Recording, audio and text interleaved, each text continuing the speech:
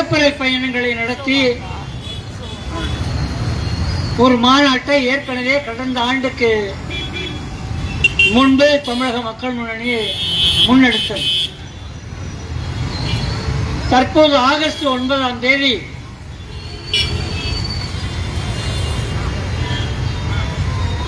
மாநில குறிப்பாக தமிழ்நாட்டினுடைய உரிமை பறிப்புக்கு எதிராக பார்ப்பன சனாதன அதிகாரம் நடத்த வேண்டிய தேவையும் அவசியமும்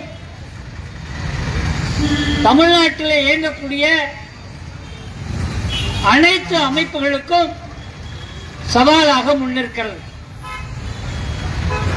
தோழர்கள் இங்கே அடையாளப்படுத்தியது போல இந்த நாள் ஜூலை 18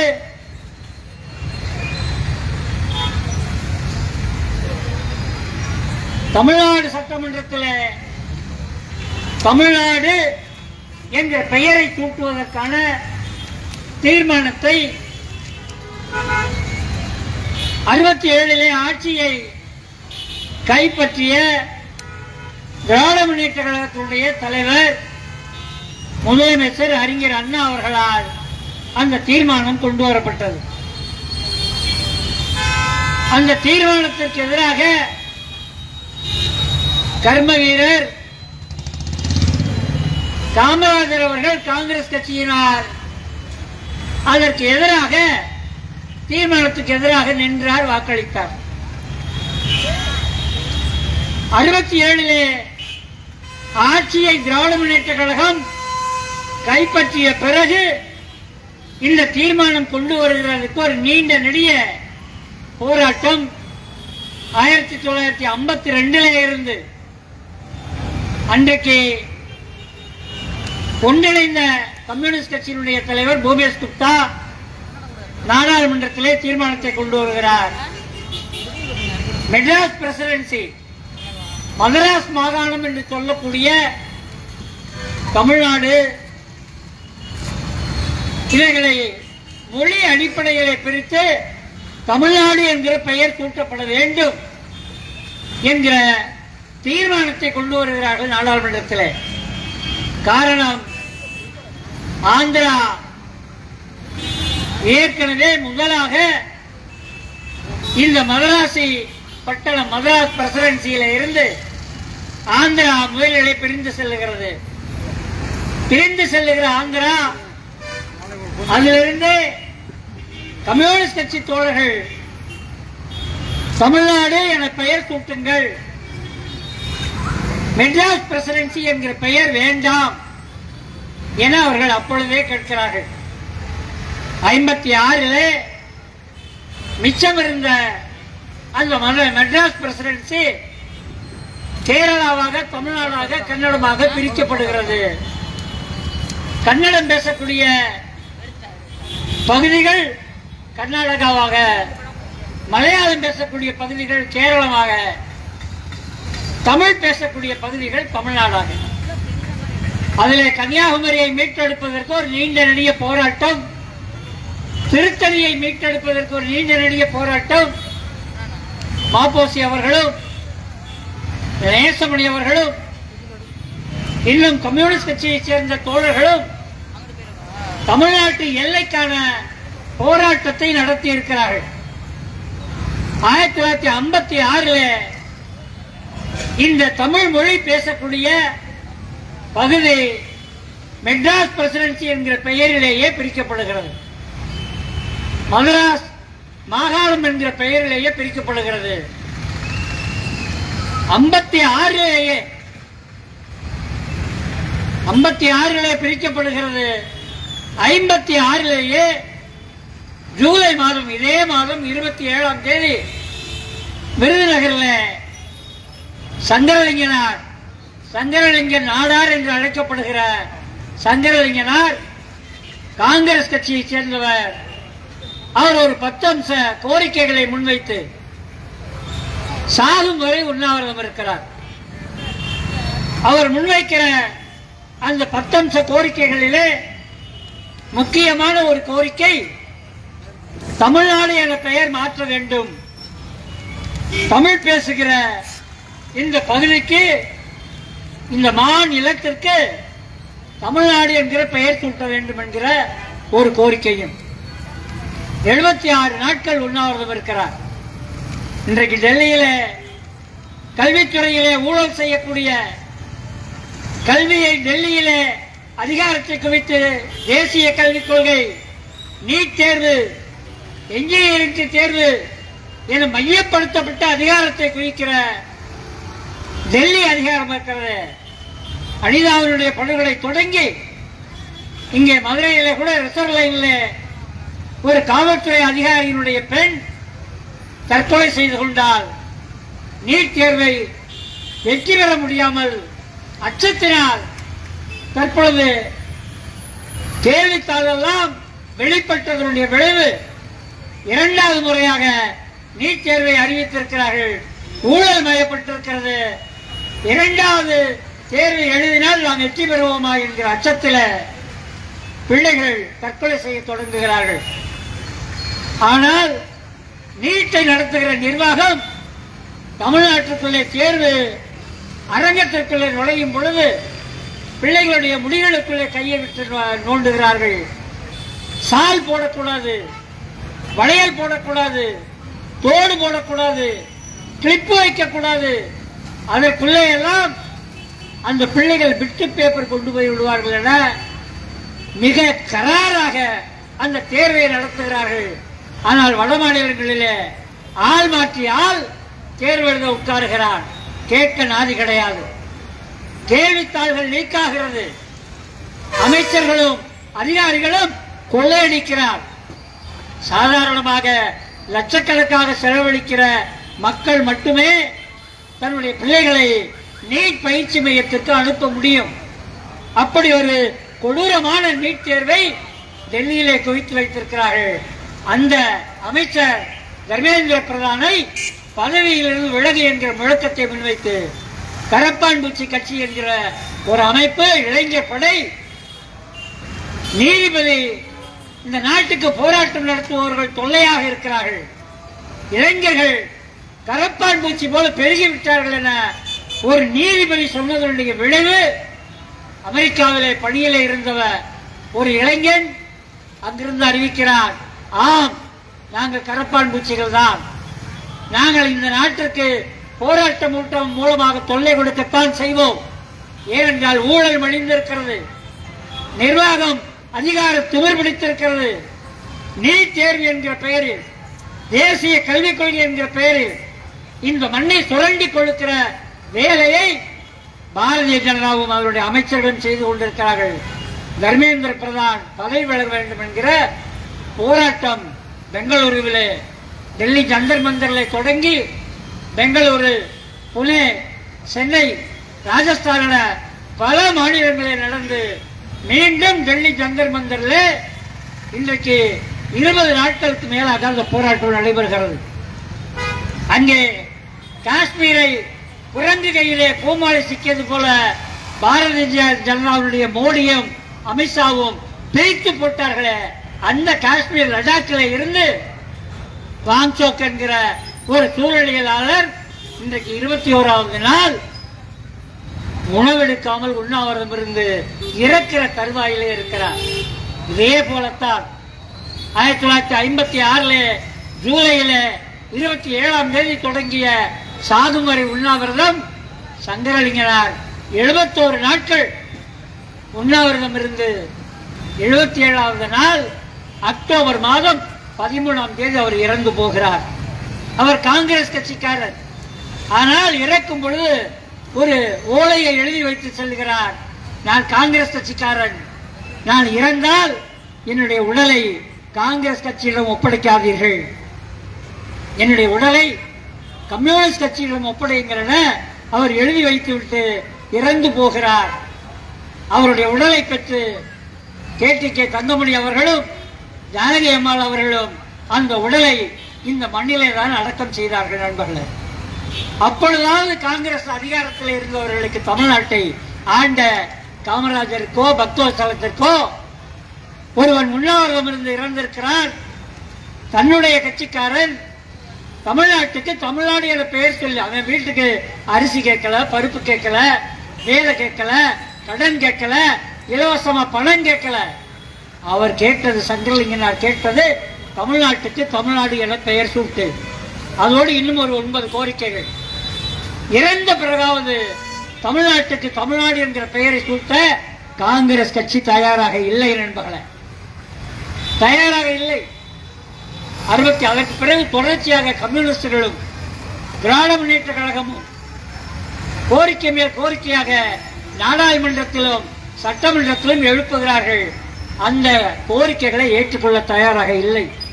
67 திராவிட முன்னேற்ற கழகம், அண்ணாதுரை அவர்களுடைய தலைமையில் இருந்த திராவிட முன்னேற்ற கழகம் ஆட்சியை கைப்பற்றிய பிறகு முதல் முறையாக திமுக ஆட்சிக்கு வந்த பிறகுதான் தமிழ்நாட்டிற்கு தமிழ்நாடு என்கிற பெயரை சூட்ட தீர்மானமாக முன்வைக்கிறார்கள். அப்பயாவது தமிழ்நாட்டுக்கு அதிகாரம் இருக்கிறதா? தமிழ்நாட்டுக்கு அந்த தீர்மானத்தை அமலாக்குவதற்கு நாங்கள் தீர்மானம் நிறைவேற்றிவிட்டோம் என எங்கேயாவது தமிழ்நாடு என பெயர் பலகை வைக்க முடியுமா என்றால் வைப்பதற்கு உரிமை கிடையாது நண்பர்களே. டெல்லி அதிகாரம் அதற்கு பிறகு 2 ஆண்டுகள் கழித்து 1969 ஜனவரி மாதம் 14ஆம் தேதி தான் அவன் அங்கீகரிக்கிறான், ஏற்றுக்கொள்ளுகிறான். சங்கரலிங்கனார் இறந்த பொழுது ஏற்றுக்கொள்ளவில்லை. அண்ணாதுரை தீர்மானம் நிறைவேற்றிய இந்த நாள் இருக்கிறது 18, இன்றைக்கும் ஏற்றுக்கொள்ளவில்லை. 67 நிறைவேற்றப்பட்ட தீர்மானம் 69 ஜனவரி 14 அன்றுதான் இந்திய ஒன்றிய அரசு ஏற்றுக்கொள்ளுகிறது நண்பர்களே. இந்த வரலாறு நாம் தெரிந்து கொள்ள வேண்டிய வரலாறு. தமிழ்நாடு என்கிற பெயர் சும்மா வரவில்லை. ஏராளமான போராட்டங்கள், ரத்தம் சிந்துதல், இளைஞர்களுடைய போராட்டத்தினுடைய விளைவுதான் இன்றைக்கு தமிழ்நாடு காவல்துறை, தமிழ்நாடு போக்குவரத்து, அதையும் எடுத்து தமிழ்நாடு எடுத்துட்டு போக்குவரத்து கழகம், தமிழ்நாடு அரசு, இப்படி எல்லாம் பெயர் சூட்ட முடிந்தது என்றால் கிட்டத்தட்ட 52 இருந்து இந்த மண்ணிற்காக கம்யூனிஸ்டுகளும் திராவிட முன்னேற்ற கழகத்தை சேர்ந்தவர்களும் அன்றைக்கு போராடியதனுடைய விளைவுதான் தமிழ்நாடு என்கிற பெயர் 69 டெல்லி அங்கீகரித்தது. அது என்ன மைத்திரி டெல்லி அங்கீகரிக்கணும்? என் வீட்டில் பிறந்த பிள்ளைக்கு நான் பேர் வைக்கிறேன், அதை ஏற்ற வீட்டுக்காரன் பக்கத்து வீட்டுக்காரன் ஏற்றுக்கணும் என்ன அவசியம்? ஏனென்றால் அதிகாரம் இந்திய அரசியல் சட்டப்படியே டெல்லியிலே குவிந்திருக்கிறது நண்பர்களே. இந்த அருக்கு மதுரையில் ஹைகோர்ட் கிளை. ஏன் ஹைகோர்ட்னு சொல்றேன்னா அவன் மெட்ராஸ் ஹைகோர்ட் தான் அங்கே போனால் எழுதி போட்டிருக்கான். நீங்கள் ஒத்தக்கடைக்கு போகிற வழியில் பாருங்க, தமிழ்நாடு உயர்நீதிமன்ற கிளைன்னு போடல. இன்னைக்கு வர ஒத்தக்கடைக்கு போகிற வழியில் இருக்கிற அந்த உயர்நீதிமன்றத்தினுடைய மதுரை கிளை மெட்ராஸ் ஹைகோர்ட் அப்படின்னு தான் போட்டிருக்கான், பிரான்ச்சுன்னு தான் போட்டிருக்கான். தமிழ்நாடு உயர்நீதிமன்ற கிளைன்னு போடக்கூட அவன் தயாரா இல்லை. இங்கிலீஷ்ல கூட அப்படி போட தயாராகல, தமிழ்நாடு பிரான்ச் போட தயாரா இல்லை. ஆனால் 69 அவன் ஏற்றுக்கிட்டான் தமிழ்நாடுன்னு. நீங்க வங்கிக்கு போனீங்கன்னா பாரதிய வங்கி, போஸ்ட் ஆபீஸ் போனீங்கன்னா பாரதிய, நீதிமன்றத்துக்கு போனீங்கன்னா அங்கே தமிழ்நாடு என்கிற பெயர் கிடையாது. அதற்கு திராவிட முன்னேற்ற கழகம் ஆட்சிக்கு வந்ததிலிருந்து 2 முறை தீர்மானம் வேண்டும், அங்கே தமிழில் வாதாட உரிமை வேண்டும். இதுதான் கோரிக்கை, வேற ஒன்றும் கிடையாது. எங்க ஆந்திரால தமிழ்ல வாதாடணும்னு இல்லை. டெல்லி உச்ச நீதிமன்றத்தில் தமிழில் வாதாட வேண்டும் என்ற கோரிக்கை கிடையாது. தமிழ்நாட்டில் இருக்கிற உயர் நீதிமன்றம், மதுரையில் இருக்கிற உயர் நீதிமன்ற கிளையில தமிழிலே வாதாட வேண்டும் என்கிற தீர்மானம் தமிழ்நாடு சட்டசபை ஏகோபித்த தீர்மானம் போட்டது. அந்த தீர்மானம் குப்பையிலே கிடக்கிறது. டெல்லி ஏற்றுக்கொள்ள தயாராக இல்லை, உச்ச நீதிமன்றம் ஏற்றுக்கொள்ள தயாராக இல்லை. நம்முடைய தமிழ் பேசுகிற தமிழ்நாட்டில் நாங்கள் தமிழில் தான் வாதிட வேண்டும், நீதிமன்றத்தில் வழக்கு கொண்டு வருகிற என்னுடைய அந்த புகார்தாரர் தமிழில் வாதிட்டால் தான் புரிந்து கொள்வார். வழக்கறிஞர் கூட தப்பா இங்கிலீஷ்ல பேசாம தமிழில் வாதாடினால் மிக ஃப்ளூயண்டாக, வெளிப்படையாக தன்னுடைய புகார்தாரருக்கும் தெரிகிற அளவிற்கு அவர் வாதிடுவதற்கு வாய்ப்பு இருக்கிறது என இன்றைக்கு வரை போராடி கொண்டிருக்கிறார்கள். சென்னை உயர்நீதிமன்றத்திலே மதுரையைச் சேர்ந்த வழக்கறிஞர் பகத்சிங்கினுடைய தலைமையில் உண்ணாவிரதம் இருந்தார்கள், கைது செய்யப்பட்டார்கள். இதே மதுரையிலே காலவாசலிலே 9 நாள் சாகும் வரை உண்ணாவிரதம். 10 வழக்கறிஞர்களும் சமூக செயல்பாட்டாளர்களும் காலவாசலிலே உயர்நீதிமன்ற கிளையில அனுமதி பெற்று சாகும் வரை உண்ணாவிரதம் உட்கார்ந்தார்கள். தொடர்ந்து போராடி கொண்டிருக்கிறோம். தமிழ்நாட்டிலே தமிழிலே படிக்க, தமிழ்நாட்டிலே தமிழிலே வாதிட, தமிழ்நாட்டு கோயில்களிலே சமஸ்கிருதம் தான் ஓதிக்கிட்டு இருக்கான். ஓதுறவனுக்கு அர்த்தம் தெரியாது. சாமி நன்னா ஓதுமோ அப்படின்னு 500 ரூபாய் வச்சு கொடுக்குறான் பாரு எரும மாடு, அவனுக்கும் சமஸ்கிருதம் தெரியாது. தமிழில் வாதாடுவதற்கு தயாராக இல்லை. தமிழில் வாதாடுவதற்கு தயாராக இல்லை. தமிழில் சாமிக்கு முருகன் தமிழ் கடவுள்ன்றான். முருகனுக்கே தமிழ்ல திருப்பரங்குன்றத்துல ஓதுறதுக்கு பூஜை செய்யறதுக்கு உரிமை கிடையாது. நீங்க ஆசைப்பட்டீங்கன்னா தமிழ்லையும் நீங்க போய் கேட்டீங்கன்னா செய்வாங்க. தமிழிலும் அப்படின்னு ஒரு உத்தரவை வாங்கி வச்சிருக்கோம். சீனி சக்கர சித்தப்பா சீக்கிரம் எழுதி நக்கப்பான்ற மாதிரி பேப்பர்ல பாத்தீங்கன்னா தமிழிலும் வாதிடலாம். ஆனா அவன் தமிழ்ல வாதாட மாட்டான். கியா குயா குயான்னு சமஸ்கிருதத்துல வாதாடுவான். ஆக தமிழ்நாட்டில் தமிழ் பேசுகிற நம்முடைய மொழிக்கு உரிமை இல்லை, நம்முடைய மொழிக்கு அதிகாரம் இல்லை. ஆங்கிலத்தில் தான் எல்லாம் வருது. அதற்கு ஒரு போராட்டம். இதே தமிழ்நாட்டில் 1965 டெல்லிக்கும் தமிழ்நாட்டுக்குமான உறவு, கடித போக்குவரத்து, அவர்களுக்கும் நமக்குமான தொடர்பு இந்தியிலே தான் இருக்கும் என சட்டத்தை கொண்டு வருகிறார்கள். எல்லா மாநிலங்களும் ஏத்துக்கிட்டான். ஏத்துக்க மறுத்த ஒரே மாநிலம், ஒரே நாடு தமிழ்நாடு மட்டும்தான் நண்பர்களே. 1965 தொடர்பு மொழியாக டெல்லிக்கும் தமிழ்நாட்டுக்குமான தொடர்பு மொழியாக நாங்கள் இந்தியை ஏற்றுக்கொள்ள மாட்டோம், தமிழ் எங்கள் நாட்டு மொழி, ஆங்கிலம் எங்கள் தொடர்பு மொழி என்கிற குரல் ஓங்கி ஒழித்தது. அந்த போராட்டம் நடந்த முதல் ஊர் இதே மதுரை தான் நண்பர்களே. தியாகராசர் கல்லூரியிலே படிக்கிற மாணவர்களும் தமிழ்ச்சங்கத்திலே படிக்கிற மாணவர்களும் வீதிகளிலே போராட்டத்திற்கு இறங்கி துப்பாக்கி குண்டுக்கு இரையாகி கண்ணீர் புகை குண்டுக்கு அல்லல் பட்டு தமிழ்நாடு முழுவதும் போராட்டம். அண்ணாமலை பல்கலைக்கழகத்தில் சிவகங்கையை சேர்ந்த ராஜேந்திரன் முதல் படியாக சுட்டுக் கொல்லப்படுகிறார்.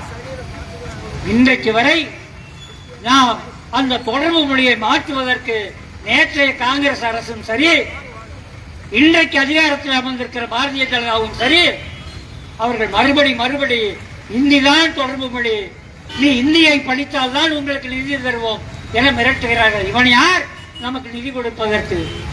தமிழ்நாட்டில் அதிகாரத்தில் வரக்கூடிய எந்த கட்சியாக இருந்தாலும் சரி, இன்றைக்கு தாவேக்காவாக இருந்தாலும் நேற்றைய திமுகவாக இருந்தாலும், தமிழ்நாட்டிற்குள்ளே வரி வசூலித்து நீ கொண்டு போக முடியாது, எங்களுக்கு வரி வசூலிக்கிற உரிமை வேண்டும் என்கிற குரலை ஓங்கி ஒழிப்பதற்கு யாரும் தயாராக இல்லை. அதனுடைய விளைவு, எந்த கடை மெடிக்கல் ஷாப் போனீங்கன்னா ரசீது, ஹோட்டலுக்கு உணவு விடுதிக்கு போனீங்கன்னா ரசீது, எங்க போனீங்கன்னாலும் ஜிஎஸ்டி, மாநில ஜிஎஸ்டி, மத்திய ஜிஎஸ்டி, எல்லாத்தையும் அங்க கொண்டு போறான். கொண்டு போற ஒழுங்கா பாதியை கொடுக்கணுமா இல்லையா? பாதியை கொடுத்துட்டு அவன் பங்கை கொண்டு போகணுமா இல்லையா? அது அவன் பங்கு கிடையாது, தமிழ்நாட்டினுடைய வரி. ஆனால் கொண்டு போகிற அந்த வரியை தமிழ்நாட்டுக்குரிய பங்கை கொடுப்பது கிடையாது. வரி வசூலிக்கிற உரிமை தமிழ்நாட்டுக்கு கிடையாது, மொழி உரிமை கிடையாது. ஆனா நம்ம பேர் பெற்ற பேரா போட்டிருக்கோம். இந்த பேர்லாம் பார்த்தீங்கன்னாக்க ஒரு சண்டைக்கு பின்னாடி இதே இடத்துல ஆர்ப்பாட்டம் நடத்தியிருக்கோம். இந்த பலகைகளில் எல்லாம் ஒரு பலகையினுடைய 3/2 பங்கு தமிழிலே பெயர் இருக்க வேண்டும், 1 பங்கு ஆங்கிலத்தில் இருக்கலாம் என்கிற சட்டத்தை போராடி வாங்கி இருக்கிறோம். ஆனா ஒரு பயன் போடுறதில்ல. புதூர் ஏதோ கண்ணுக்கு குளிர்ச்சியா இருக்கு, தமிழ்ல இருக்கு பெயர் பலகைகள்லாம். இதுதான் அப்சரா ஃபேன்சி. ஒரு நாளைக்கு வெறும் ஆங்கிலத்தில் பெயர் பலகை வைக்காதேன்னு தூக்கி போட்டு உடைச்சோம்னு வச்சுக்கோங்க, அப்ப இவங்களுக்கெல்லாம் அறிவு வரும். அது வர அறிவு வராது. சட்டம் சொல்லுது, சட்டத்தை அமலாக்க வேண்டிய அதிகாரிகள் அதை அமலாக்குவது கிடையாது. ஒரு பெயர் பலகையினுடைய 3/2 பங்கு தமிழில் இருக்க வேண்டும், 1 பங்கு வேண்டுமானால் நீ ஆங்கிலத்தில் வைத்துக் கொள்ளலாம், இந்தியில் இருக்கக்கூடாது. மலையாளத்தில் இருக்கக்கூடாது, தெலுங்குல இருக்கக்கூடாது. 3 2 பங்கு தமிழ்ல இருக்கணும், 1 பங்கு ஆங்கிலத்தில் இருக்கலாம். இவையெல்லாம் நாம் போராடி பெற்றிருக்கிற சட்டங்கள். இதை அமலாக்குவதற்கு நேற்றைய ஆட்சியும் தயாரா இல்ல. இன்னைக்கு வந்திருக்க ஆட்சி அமலாக்குறானா இல்லையான்னு பார்க்க போறோம் நம்மை பொறுத்தளவு.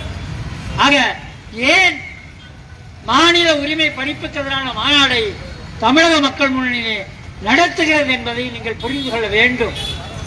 நீங்க அதிகாரியா இருந்தாலும் சரி, காவல்துறை நண்பர்களாக இருந்தாலும் சரி, உடுப்பு போட்ட உடுப்பு போடாத நண்பர்களாக இருந்தாலும் சரி, உன்னுடைய நாடு தமிழ்நாடு. நீ வாங்குற ஒவ்வொரு சம்பளமும் தமிழ் மக்களுடைய உழைப்பில் இருந்து, அந்த வரியிலிருந்து பெறுகிற சம்பளம். இந்த மொழி உரிமைக்கான போராட்டம் எங்களுடைய போராட்டம் மட்டுமல்ல, உங்களுடைய போராட்டமாகவும் மாற வேண்டும். தமிழ்நாடு தமிழருக்கு என்கிற முழக்கம் இங்க ஓங்கி ஒழிக்கணும். ஐயோ பிரிவினை பேசுறாங்கப்பா, இல்ல 1937 இந்தியை கட்டாய பாடமாக, நான் இதோட முடிச்சுக்கிறேன், கட்டாய பாடமாக ராஜகோபாலாச்சாரி கொண்டு வருகிறார். வெள்ளக்காரன் ஆட்சி ஆளும் பொழுது விடுதலை பெறுவதற்கெல்லாம் முன்பு 47 தான் விடுதலை, 38 கொண்டு வர்றாரு ராஜகோபாலாச்சாரியார் ராஜாஜி. அந்த ராஜாஜி கொண்டு கட்டாய இந்தி திணிப்பை எதிர்த்து போராடுகிறது, தமிழ்நாடே போராடுகிறது. நூற்றுக்கணக்கான பேர், ஆயிரக்கணக்கான பேர் சிறைச்சாலைக்கு போகிறார்கள். அந்த சிறைச்சாலையிலே தான் மொழி போராட்ட தியாகிகளுடைய முதல் உயிர் சென்னை சிறைச்சாலையிலே பலியாகிறது நண்பர்களே. 2 உயிர்கள் பலியாகிறது. எதற்கு சொல்கிறேன் என்றால், உயிர் பலி கொடுத்துத்தான் நம்முடைய மொழி உரிமையை பெற்றிருக்கிறோம். கேரளாவுக்கு போனீங்களேனால் மலையாள சிஷ்யன்ற பேர் கிடையாது. ஆனால் தமிழ்நாட்டுக்கு வந்தீங்கன்னா தமிழ்ச்செல்வி, தமிழரசி, தமிழ்ச்செல்வன், தமிழன்பன், தமிழழகன் என தன்னுடைய மொழியின் பெயரால் பெயரை வைத்திருக்கிற ஒரே நாடு தமிழ்நாடு தான் நண்பர்களை புரிந்து கொள்ள வேண்டும். மொழியும் நாமும் பிரிக்க முடியாதவர்களாக இருக்கிறோம். 38 கட்டாய இந்திக்கு எதிராக போராட்டம் நடத்தியும் ராஜகோபாலாச்சாரி திரும்ப பெற தயாராக இல்லை. ராஜினாமா செய்துவிட்டு போகிறார். ஒரு வெள்ளைக்கார அதிகாரி வந்துதான் அந்த கட்டாய இந்தி சட்டத்தை திரும்ப பெறுகிறார்கள். அன்றைக்கு சென்னையில் நடந்த மாநாட்டில் மேடையிலே சோமசுந்தர பாரதியாரும் தந்தை பெரியாரும் இன்னொரு தமிழறிஞர் 3 பேர் மேடையில் அமர்ந்திருக்கிறார்கள்.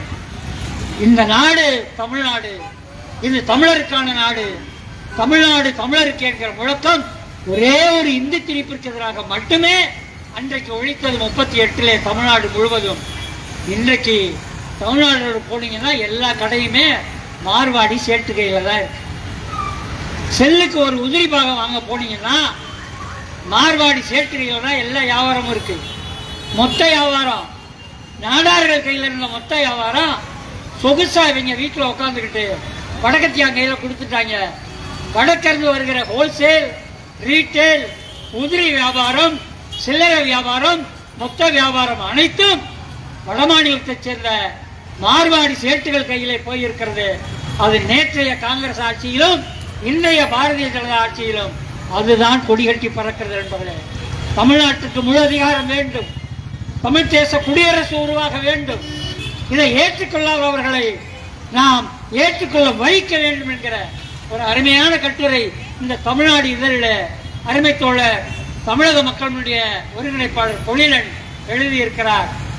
அனைத்து இந்திய இடதுசாரி கட்சிகளே திருந்துங்கள், அனைத்து இந்திய இடதுசாரி கட்சிகளே ஒவ்வொரு மாநிலத்தையும் அங்கீகரியுங்கள், அந்த மொழியை அங்கீகரியுங்கள், அந்த மாநில அதிகாரத்தை அங்கீகரியுங்கள் என கம்யூனிஸ்ட் கட்சிகளை பார்த்து தொழிலன் எழுதியிருக்கிற அந்த விரிவான கட்டுரையை வேண்டுகோளாக வைத்து மிச்ச மீதிய அறிவித்தோழர் பாவலுக்கு விட்டுக் கொடுத்து விடைபெறுகிறேன். நன்றி, வணக்கம்.